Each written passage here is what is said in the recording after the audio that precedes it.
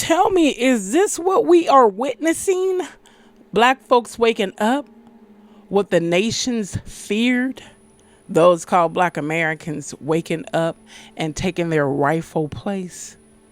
I believe it had to go down like this. You know that saying, give people what they want? Well, that's what happened in 2020. You got what you want, and it caused a change that the arrogant folks weren't expecting. They thought they were going to continue with business as usual, step on black folks, use black folks, mock black folks, and go on about their business. But can't you feel it in the air?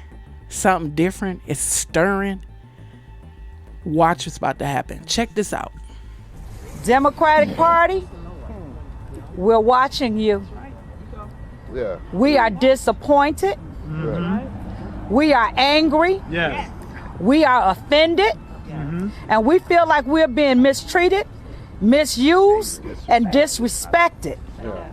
We will not continue to be disrespected by the Democratic Party.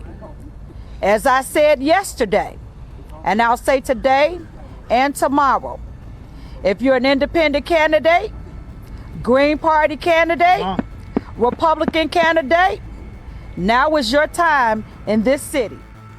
Drastic times calls for drastic measures. The Dems have been playing a little too long with black folks.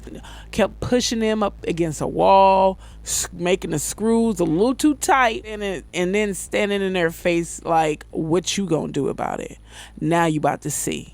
Listen to this. That there was nothing left to do than to file a lawsuit to stop this from happening because we realized that they weren't going to listen. So, Jay Darnell, you're a lawyer. When did you realize legal action was your only way? Well, we know that historically, black communities are expected to protest and march and not do anything that's really going to impact the decisions. So at that point, we knew that taking legal action was our only course. So you are taking legal action. Can you describe the services that the illegal immigrants and migrants are getting as opposed to what the people of the city need? Do you want to start, Natasha?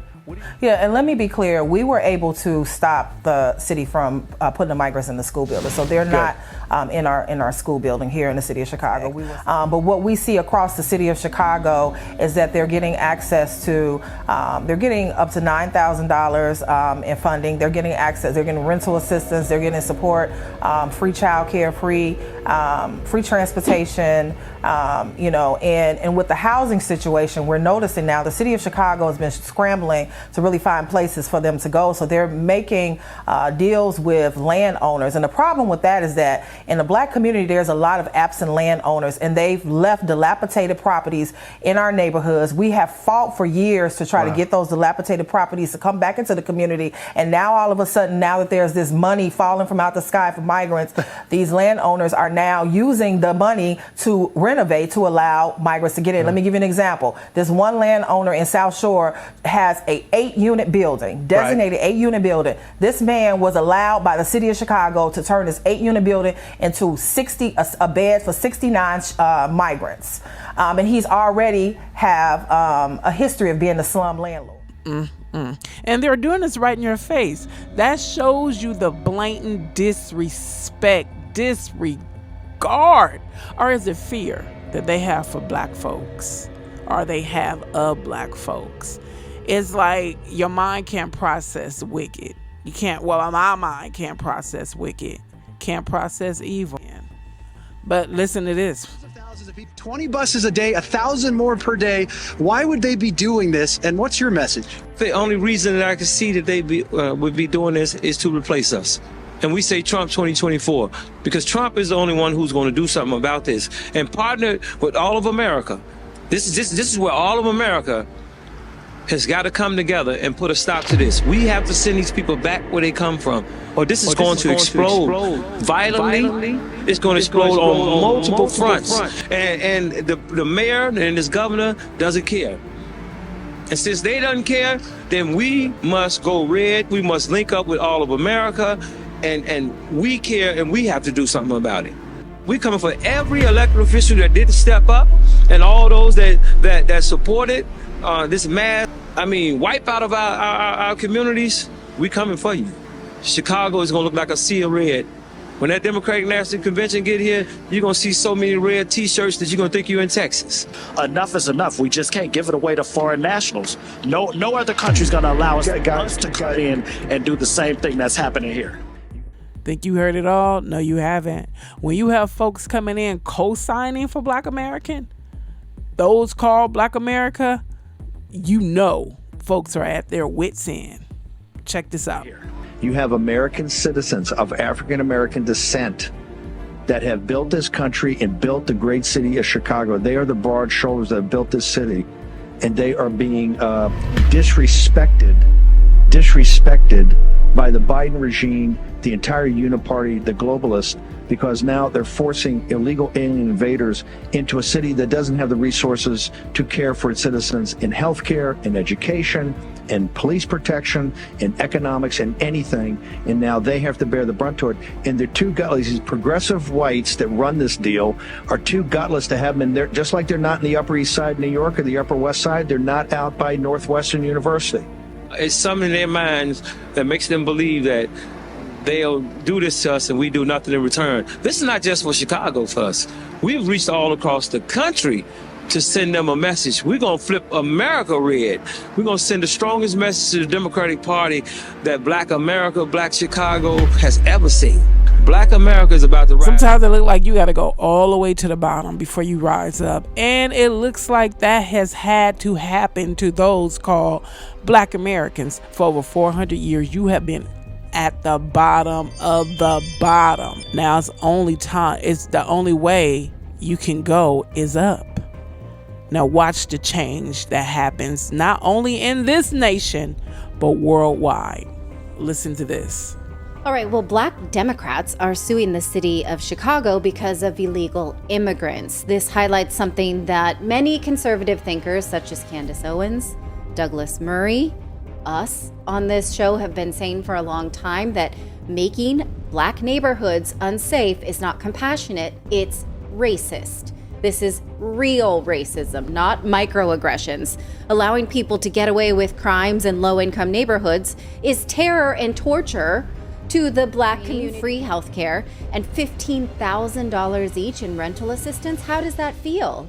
When you're told your school needs stuff, we can't afford it, but here's some brand new people. This is breaking your social contract with the government. Last night, there's a social contract that we all have, that if you steal or if I steal, then the person who is the authority comes in and they fix the situation. But the person who fixes the situation is killing us.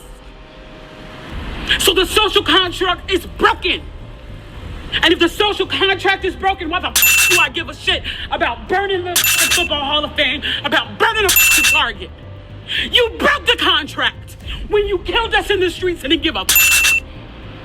You broke the contract when for 400 years we played your game and built your wealth. You broke the contract when we built our wealth again on our own by our bootstraps in Tulsa, and you dropped bombs. Pay into your taxes so that you get things out, but they're paying into a system, working into a system, allowing the government to take out of their paychecks, getting nothing in return, told there's nothing there, and then new people come in who haven't been paying and they get stuff. You see how it's not a matter of like, is it right? Is it fair? It's a breaking of the social contract. I've said in numerous videos that white racist America are the biggest bullies and torturers on the face of the earth. They have bullied the hell out of Black Americans. And it's not that Black Americans haven't stood up. They just knew what would occur when they did stand up. It would literally be thousands of vicious mobs going after them. 1, 2 Black men, just because they stood up. So you didn't push Black folks to the point where it's like, either I'm gonna stand up and fight, or I'm gonna let you keep railroading me over. And at this point, it's like, we tired of you. We're tired of what you're doing. We're tired of your tactics. We're tired of your ploys. We're tired of your illegal activities against those called Black Americans, but then you would take anything and everything Black Americans do and use it against them. So Black folks, you have to be at a point where you said, we're tired. And when you're tired, you do what you do. And that's fight back and let these bullies know you've had enough of them. You're done playing their games. All right, that's it. That's all I have to say. I hope you enjoyed the video. Thank you for your support. I appreciate subscribers, new subscribers that have come along. Thanks again, and I will see you in the next video.